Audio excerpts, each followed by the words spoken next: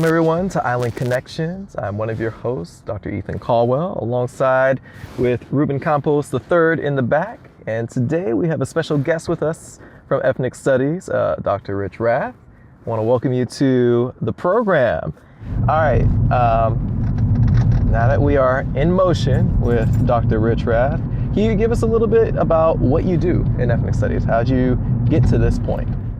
Sure. Well, my graduate work, I'm trained as an early American historian, and I wrote a book called How Early America Sounded. So I've always been interested in sound and music, and this has given me a way to keep that interest alive. But in 2019, after 16 years in history, I moved over to Ethnic Studies, where I've really enjoyed having the increased range and scope available to do more of things that I want to, instead of just being focused on the historical angles, as valuable as that is. So in Ethnic Studies, I teach 3 courses regularly. For now, I'm retiring at the end of this semester. One is on Hawaii's labor history, and that one I've worked with Professor Monisha Dasgupta, also of Ethnic Studies, on looking at how labor responded to the pandemic and how the hotels responded, and the huge differences between those responses. So it's called Dying to Work, where basically the hotel industry traded deaths for dollars.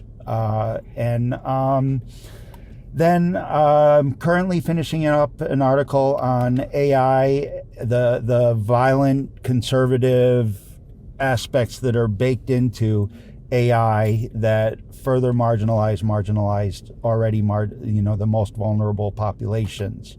And then that's part of my work on digital ethnic studies, and I've been working on that, and then I teach courses on the sounds of race and inequality too. There we go. And appreciate you bringing it up. I remember your presentation about AI and sort of digital monitoring, and I thought that was really outstanding, but also it really kind of brings to light a lot of the world to come, and what to not necessarily just expect, but just how, I don't want to say intriguing, but also how scary, some of the prospects exist, especially when technology gets used in that manner. Yeah, so I actually think of the technology as it is now as being sort of like a Flintstone mobile, where it looks like a car, it looks like intelligence, but really what it is autocorrect on steroids. And it's neither artificial nor intelligent. There's human labor is made to disappear to give the impression that it's artificial. And the intelligence isn't really intelligence, it's just statistical predictions of something that resembles language. So it's really not as scary as people make it out to be. The real fright is that instead of AI replacing us, AI is actually going to not replace us, but they'll fire people and put AI in, and it won't work. So Cory Doctorow calls this process enshittification, which is I think he could have come up with a better name for it.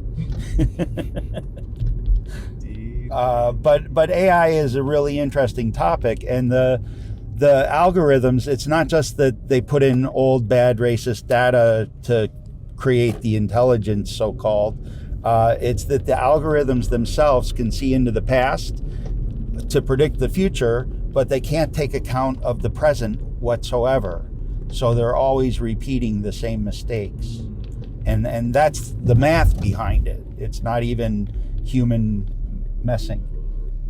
So before we get too deep into conversations about AI and I guess the deeper inner workings of your work, can you tell us a little bit more about how you came to be? Like, what brought you, or how did you come to being here in Hawaii? So I've lived in Hawaii longer than I've lived anywhere in my life. Before I moved here, I lived up and down the East Coast from Florida to Massachusetts and out far as west as Chicago. I lived in about 40 different places. I moved around a lot. And that was part of my trajectory, which is an unusual one for an academic. I left home when I was 16 and dropped out of school in order to work and stay alive. I was a cook for 15 years, and during that time I was also a musician, and developed some bad habits, such as an addiction, which was kind of a way of self-medicating in things. But anyway, I got cleaned up when I was 24 and have been so ever since. And at 24, they asked me, well, I took some tests from the remains of Job Corps in 1984, and when I took the standardized tests, they said, you can do anything. And then when I took the life experience and practical test, they said, you can do nothing. So I went back to school part-time, found I really enjoyed it, and dug in full-time, and went to Millersville State, which people would ask me what I was in for, and I'd say, oh, about 4 years, and got my BA there, and met a few people who opened some doors, and I went directly into a doctoral program at Brandeis University, which I really thrived in because they would kind of let me go off on tangents for a year or two and come back, and I'd get an article out of it, and it made my dissertation take longer, but it meant that when I finished my dissertation, I was already published like several times and had won some awards for those publications. So the long and short of it is, once I went back to school, since then I haven't been able to get out. And here I am today, and I'm looking forward to retiring at the end of this semester. And that's kind of how I didn't trace through all the 40 places, but that's not necessary. And I've come to love being an academic, but I'm also looking forward to some old new ideas that I've been stewing on for a long time, going related to music. Okay, yeah, so you talk about your kind of early years. How did you, I guess, become academic, right? I mean, and then also I think maybe a question of how did you become an academic of sound? Sure, I can answer both of those with a really interesting story, and you'll hear some of this on the playlist. I took a class from John Thornton, who was one of the first Africanists to turn African studies lens onto the Americas and look at the connections, which are now just it's taken for granted, but early on Africanists kind of stayed away from North America because they were afraid if they studied North America it would kind of colonize African structures, African studies all over again. So for many years it was sort of avoided, and then in the early 90s Michael Gomez and John Thornton, working independently, started connecting, African institutions and slavery with what happened in the Americas and the Middle Passage and the trade in enslaved Africans. So I took a course with him, and in that course, I wasn't even sure if I should be back in school yet. It was early on in my academic career, and he asked in the class, does anybody do music? And I almost didn't raise my hand, but I was like, what the heck, I'm paying my tuition. And I stuck my hand up and said, I do, even though I was very insecure about it, but I knew the stuff. So he gave me 3 pages from a 17th century book by Hans Sloane, who founded the British Museum, where he traveled to Jamaica and stuff. And those 3 pages contain music with African nation names, but played in Jamaica. And that set me off on a trail of research. And I write about this in a book called an article called Ethno-Digital Sonics in digital sound studies. But it set me off on a long path. Those 3 pages, I'm still not done learning from them.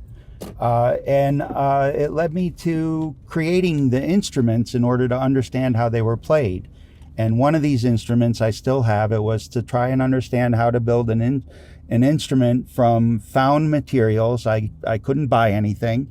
And I found an old dresser drawer, and I worked in a shoe store and pulled the bamboo sticks that hold the things in and played like a ruler off the edge of a table to make a kalimba type instrument, but with wooden keys, because I was thinking, well, they probably wouldn't have metals available that weren't in use as part of the system of slavery. But there was lots of bamboo in Jamaica.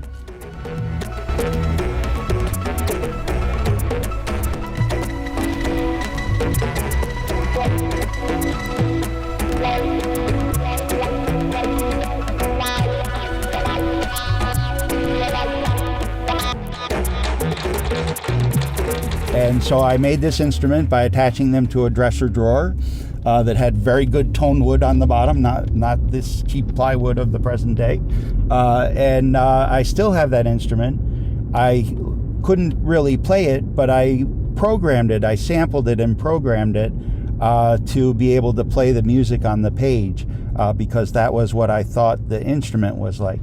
And from playing that instrument and basically improvising some other instruments, I figured out there were 3 instruments pictured on the page, and I was able to figure out which instrument played which music and actually find out some things between the music and the language that there was basically looking into the process of cultural formation, like at the foundation. Like there were these ad hoc mixtures that reflect the process of pigeonization, and then also more coherent and like, I don't want to say coherent, that doesn't make that makes it sound wrong, but basically much more homogeneous music that reflected the process of creolization. And this actually broke some new ground, and I put out an article from it in 1993 that won a Best Graduate Student Paper Award. And that was the beginning of my career. So I had an article out within the first few months of being in grad school, which was kind of cool. And I've since worked around that topic of African music in the Americas. And it's led me to a lot of interesting places, not the least of which is trying to figure out how to place myself as a white person doing this work ethically. And I kind of arrived at this idea of uncertainty as guiding it, that while I may not be able to speak authoritatively like historians like to do, I can speak with uncertainty and still have that be a productive place. So I don't speak ex cathedra as the professor from the chair as much as I put out ideas and what I've found and kind of check them out and find out what people think. And that's actually, it's good for any kind of interdisciplinary work, just checking with the people in the other disciplines and the people who had different experiences to see if you're heading in the right direction. And I enjoy that work a lot. Those kind of questions seem kind of basic to ethnic studies, but you're coming from that historical framework, right? How did you start asking those questions? Were they like drawn from personal life, or were they something that just kind of that's a very over time? good question. And maybe are we going to stop and get coffee first? Yeah. Yes. I'm going to grab coffee orders real quick so y'all can keep the conversation flowing. Okay, so the question was, these are sort of fundamentals of ethnic studies. How did I come to them from a historian's background? Yeah. And partly my experience as living in a bunch of diverse, less privileged environments when I was on my own and on the streets and stuff, opened up my eyes to a lot of different perspectives that I wouldn't have encountered otherwise. Street life is very diverse, and it makes you rethink a lot of things that are taken for granted in traditional academic routes. So I came in thinking interdisciplinary and thinking from multiple perspectives from the get-go. And that's actually kind of hampered my career as a historian, because that type of work is seen as experimental and kind of out there, even though it's basic to what ethnic studies does. So moving to ethnic studies was kind of a, I don't want to say a relief, because I think history is very valuable, but it opened up a bunch of space in my scholarship. Yeah. Yeah, and then was the I guess the sounded aspects of your work have always been historical, I mean, or have always been part of and accepted by history, or was that itself kind of? Oh no, it wasn't accepted at all. It was seen as some marginal, crazy thinking. How Early America Sounded was, along with I think 3 or 4 other books, John Stern's The Audible World, Mark Smith's Listening to 19th Century America, and Bruce Smith's, I'm blanking on the topic, the title. But there were 3 or 4 books that came out around 2000 that some of them didn't locate themselves in history, but a couple of them did. And they were sort of controversial, because people were like, no, you can't study the history of sound. So I have to actually talk about, in my writing, like justifying using sound as a methodology and a topic of history, because the argument is that it's ephemeral and we have no record of sound. All we have is people reporting about sound. But that actually points to problems with the historical record itself. That all experience is ephemeral, not just sound, and all we have are the recordings of it. So sound studies has basically come around in history, but I'm still working on, the historians tend to be more conservative than sound studies as far as taking longer to come around on things, and I'm still working on that. Okay, so thank you for coffee, E. No problem. Thanks for the coffee, yes, much needed. Yeah, not for lack of great conversation, but Sure.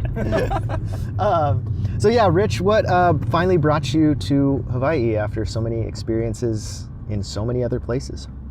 Oh, well, that was interesting. I came here in 2002 with my partner, Monisha Dasgupta, who's also a professor in ethnic studies. And,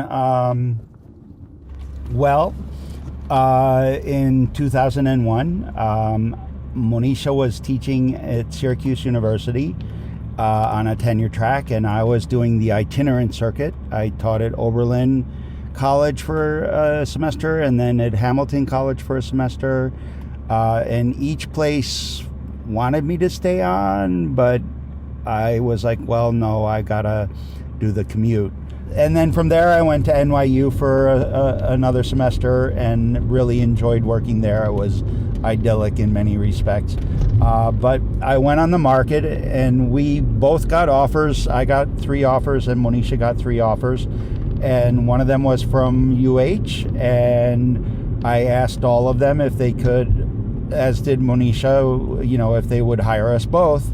And UH is the one that had the foresight to recognize Monisha's brilliance and hire us both. So that's how I got here.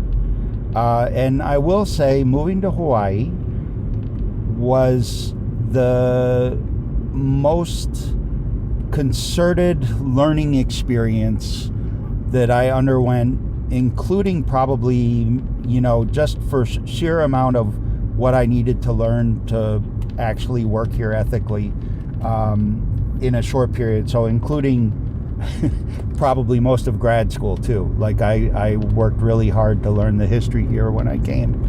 And, I've kind of seen that that's crucial to the people that stay, is they learn the history here and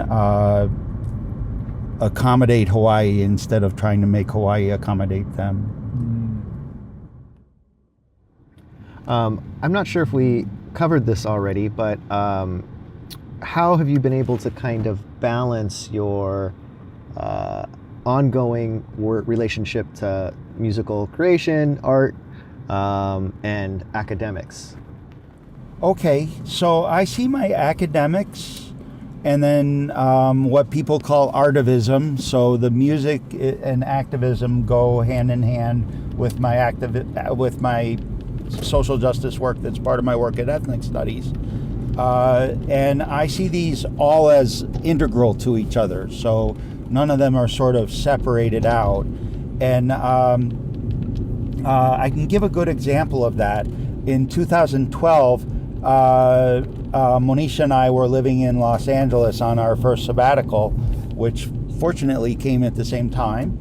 And we got involved in a street protest, which we took over an intersection in downtown to protest Geo Corporation, which is one of the big privatized prison companies.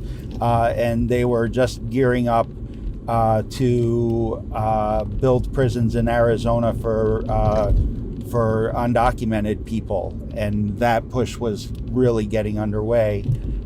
So we protested outside their headquarters, which shut down a major intersection in downtown LA, and I recorded it, and Monisha recorded it, and I took all those recordings and put together a piece of sound art that is a narrative of the whole event. And it helps that they had the Bus Riders Union, which rocks on chants, working with cumbia bands, drums and percussion. I really, if you're going to do a street protest, I really recommend having a cumbia rhythm section and the Bus Riders Union of Los Angeles. But I'll play that now, and hope you enjoy it.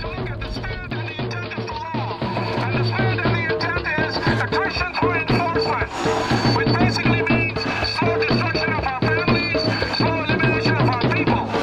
So imagine if you want to take your sick child or your neighbor who's sick to the doctor and they happen to be undocumented. And from now on, starting till midnight last night, or today in Arizona, that's a crime. It's a crime to be compassionate. You know, kind of going off this question too, you know, I know you're into digital humanities as well. And can you give us a little bit about how you came to that part of your work? Because, you know, you're tying in music, you're tying in history, and then, you know, you also kind of are at the forefront of a lot of the digital humanities efforts that bridge a lot of this. You know, what introduced you to that, and how do you still incorporate that into what you do? Sure. I got to stay positive on this because when I moved over, they deleted 7 years of my work. So that's a big negative. But thinking about the positive, I talk about this in an article called Ethno-Digital Sonics and the Historical Imagination. And the ethno part is a bit of tongue-in-cheek because what I'm doing is taking ethnomusicology as a method rather than as a subject and applying it to everything instead of to the ethnics. And in that I kind of track, I was into digital music early because as soon as I could get a sound card in a Windows box, I had one, and just immediately saw this as the future, that I could make studio quality music at home on my computer. And I couldn't at first. The technology was very new and my reach exceeded my grasp. But I immediately got hooked, and I've always been somewhat of a geek, and was doing actually digital humanities before it was called that. So I wrote an article called the Echo and Narcissus, the Afrocentric Pragmatism of W.E.B. Du Bois, where I did what would now be called data mining of the souls of black folk, by running it through this thing that found every combination of words and how many times those appeared. I won't go into the technical terms for it, but basically I was able to pull out some patterns that I couldn't have discerned on my own. So for example, there's these 5 topics of consciousness, the veil, let's see if I can remember them all. Well, the sorrow songs, and 2 others that I'd have to look at my own article to remember. I published it in 1997. So anyway, I've always been sort of a covert digital humanities person. Like, I wouldn't talk about how I found this stuff. I'd only present it as if I was just naturally able to discern all these patterns.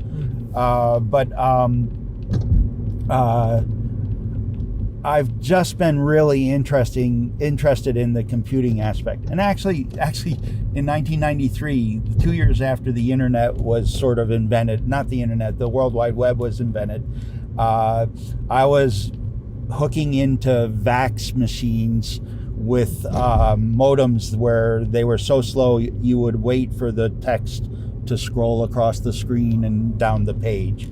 You could read it almost as fast as it came in. And I found what was called a global news service at the University of Kansas. And I said, hey, you're missing 3 continents. How do you call this global? And he said, well, here's the username and password. You do it. And that became the Omnivore News Service in 1993-94. And I had a 3-letter domain that I still have to this day called way.net. way.net. You can find all sorts of my stuff there. And I built the Omnivore, which actually included all the continents.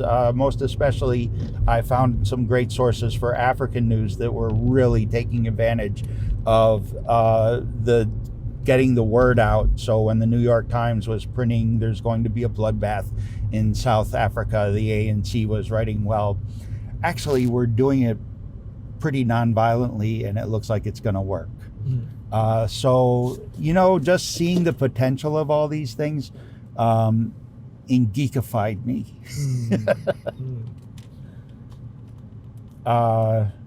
Did I answer the question? All right. No, you're good. And I think this might be a good kind of time to start transitioning into a bit more of your musical side, if you don't mind. And I'll Sure, just not at all. think I'm kind of curious because you tie music into so much of your work, and I'm very curious about what is your earliest musical memory, and how do you could you take us down like your journey with sound? Sure. So I've thought about this a lot over the years, and actually thought about a very similar question just as an exercise. And my earliest musical, like, I always remember music being something I enjoyed from being a toddler, so from my earliest memories. And when I was 6 or so, I got scarlet fever and basically spent a whole summer in a bed with nothing to do. And I learned what moire patterns are from watching the curtains swish around. And I made up songs in my head to entertain myself. And I've always had a touch, I don't know if the scientists would allow me in the club, but a touch of what's called synesthesia. So when I hear things, there's textures and visuals that go with it that I just really enjoy sound. Imagining going deaf for me is like really a scary thing. And so I kind of have learned to protect my hearing, and I'm very fortunate to still have it. So anyway, then when I was 12, my sister went to Europe, and I had a single lens reflex camera because I was a photographer at the time and had a dark room and everything. And she said, I'll trade you. You can use my guitar if you keep it in my room and don't take it out of my room. And I'll exchange that for your camera, which I'll gallivant all across Europe with. So she broke the lens, and I learned how to play guitar. I'm still playing.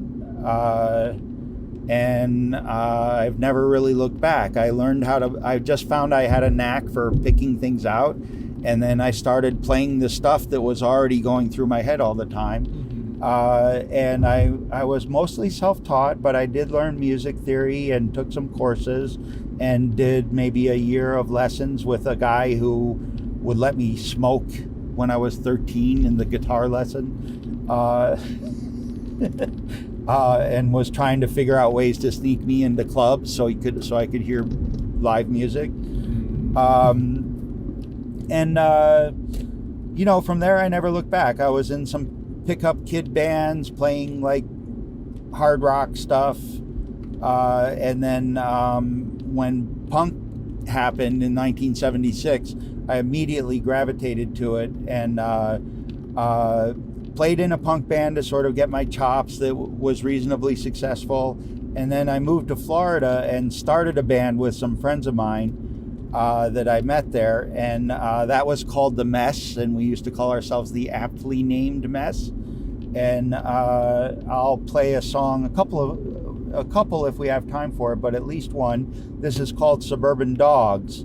And it was a hardcore punk song. And so I'll play that. That was one of our favorite songs to play. 1, 2, 3, 4. 1999, this is I've been 1999, this is I've been 1999. Love to die because the national sport. Vultures are the birds of prey. There ain't no laws and there ain't no court. If you ask me, the system's great.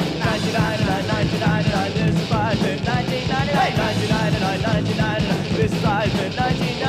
Actors are the heads of state. They dine quite well and they stay up late. They learn their lines and enunciate. Generals hold those hands of fame. 1999, this is I've been 1999, this is I've been 1999. But we did a wide variety of stuff, all ranging between punk and reggae, which somehow have a real affinity toward each other. And then after that broke up, partly because of my substance abuse, I moved back to Rochester, went to a rehab and kind of got my shit together for a couple years and went back to school. But I continued playing music, and really music is a big part of my mental health. It's how I regulate emotions and stuff. And it's kind of fun now. I'm playing in a band called Replay with a bassist who's in Boston, and we get together whenever we can for a few months and play music. And, we're like serious guys, can't talk about feelings, can't be vulnerable, like, but the music we play expresses all of these subtle and delicate emotional things and creates a vulnerable place that, because it's not any words in it, we're instrumental improvisation. We can work through all of these feelings and being vulnerable and honest in ways that I would have a very difficult time doing in words. And so that's Replay, and we just released an album called Free Palestine, which you can find, and we have 5 other albums out as well if you go to replay.com. And Replay is Rich Rath and Eric Parker. That's the RREP, so it's Replay with 2 R's.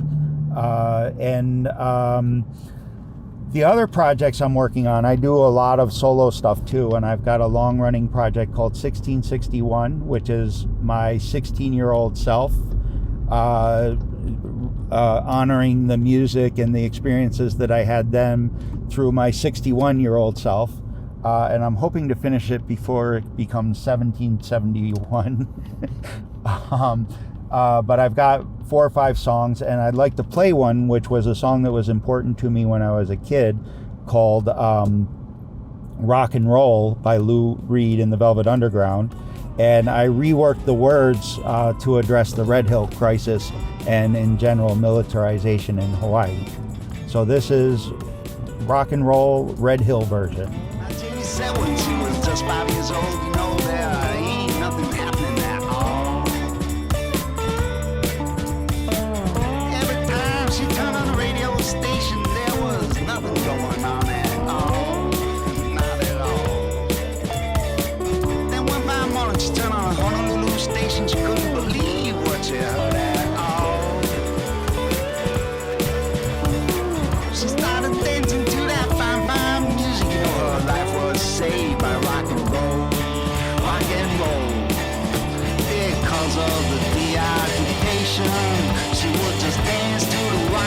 station, and it was alright. It was alright.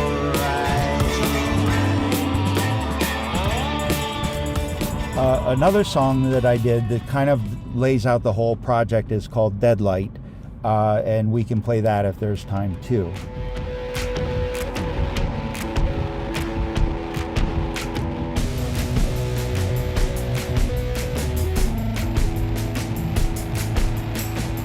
When did you get so strange?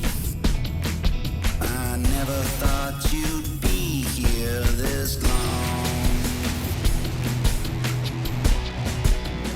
When did it get so strange?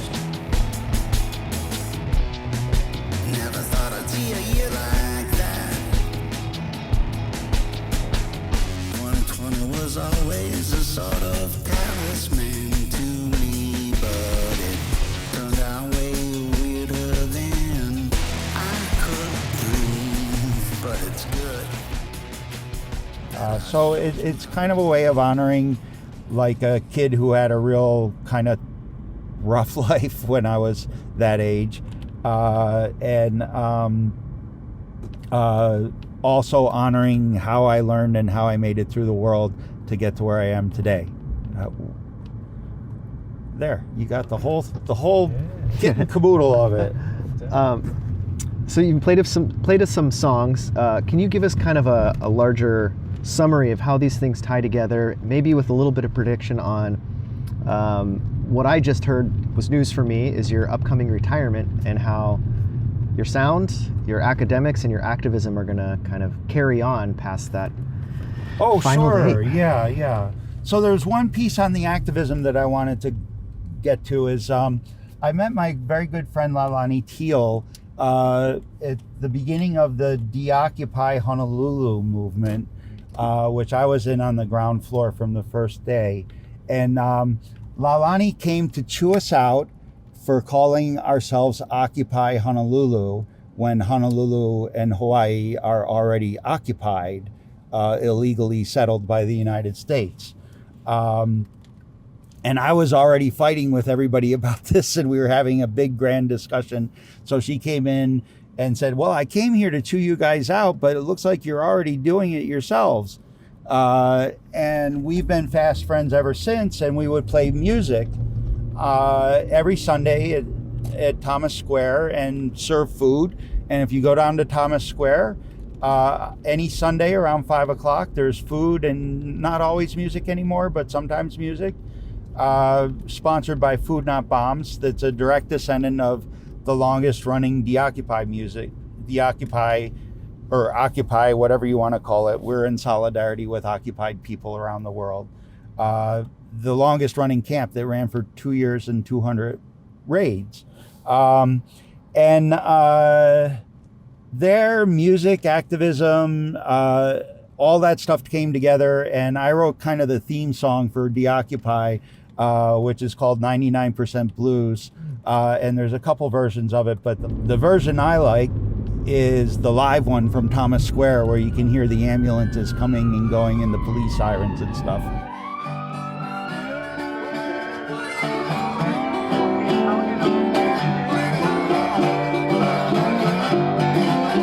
Well, there's a red house over yonder. Thanks to get me one of those. Well, there's a red house over yonder. Sure enough, the bank got me one of those. But I couldn't get no bailout money, and the bank, well, it foreclosed. Well, I was down on the corner of Parthenia and Ward. Holding signs there on the corner of Parthenia and Ward. I got the 99% blues. That's all I can afford. I learned a lot about Hawaiian music and slack key from playing with Lalani at these events. So, and I still occasionally will sit in with Laulani and her musical partner Liko Martin, who's kind of he gets called the Bard of Aloha. He wrote all Hawaii Stand Together and Waimanalo Blues and many other wonderful songs. I think I didn't answer your question, but I wanted to say that. What was the question again? How are you going to continue a lot of this work without being... So that was how I tie it together. Like that, I'm always operating in that zone of social justice and music and art and my scholarship. Like I said, those just go together for me. And carrying that forward, in my geekery, I have been using artificial intelligence to write software that I can't write on my own. And I have got a few things that I'm going to develop into musical software that should be really useful to a lot of people. And I've learned over the course of the years how to master music. So that's the final layer of polishing things and making a studio mix sound professional. So I will be setting up, like doing some mastering for people. And also, I'm going to continue making music. And when I make music, it's always already political. Even the love songs. Sure. I mean, and I think just to kind of like keep with the theme of music, what would you describe as 3 songs that define who you are? All right. And why? Let me Of course. think for just a moment. Mm-hmm. All right. The first one kind of reflects the sort of attitude I needed to take to get through not only street life, but academia, and through much of my political stuff too. And that is a song by Dr. John, New Orleans pianist, and it's called I Walk on Gilded Splinters. And it's basically saying, don't mess with me. And one line that I always thought from that song was from that song, but turns out wasn't, is one of the sort of creeds that I've lived by, which is some of the same people that you meet on your way up are going to be waiting for you on your way back down. I'm going to say that again right. So, and that saying is some of the same people that you step on your way up are going to be right there waiting for you on your way back down. And, you know, that's the sort of watch out kind of part of it that I use to protect myself. But I'm actually at heart an eternal optimist. And the song that reflects that is by a band called Aterciopelados, the Velvety Ones from Venezuela. And the song is called Luz Azul, which is the blue light. And it's basically, I love the music. And then when I translated the words, it's basically if you're getting hassled by your neighbor, if your hair fell out, if you got mugged on the corner, if the world's going to pot, take a moment, stop and remember that the sky is blue and the space is full of light, and carry on. And I've always used that to kind of stay hopeful even when things have gone radically wrong, which they have at various points in my life. So yeah. And then the third song just is what it is, and it's by a band from West Africa called Kanono Number 1, and they make all their instruments out of scrap. So they make their own microphones, they make their own speakers, and it's very lo-fi and distorted. But in West African music, distortion is an asset, not a problem. So like my instrument that I made buzzes on purpose. The song is called Paradiso, and what they do is they play heavily amplified and distorted thumb pianos and sing and have drums. and you've never heard anything like it. Unless you've heard them, you've never heard anything like it. So those are 3 songs. I had about 2 hours of 3 songs picked out, so those are the 3 that I chose today. That might change from day to day. Well, thank you everyone for tuning in thank you Dr. Rich Rath so much for a special car ride with us and our dogs. I will say that I had no idea about the impending retirement, and it Oh, sorry about that. I thought the news was out. Yeah, it added a new level of sentiment to this episode. So I'm so glad that we got to catch up with you and spend some time with you, and hopefully we'll get to continue listening to music together and maybe create music together at some point, and maybe do a little walkapella kind of thing in the near future. That'd be great. All right. Well, thank you all again so much. Thank you, Dr. E. Thank you, Dr. Rod. Who's here with us? Who's here with us in a different way. In this dog Yes, He's still represented.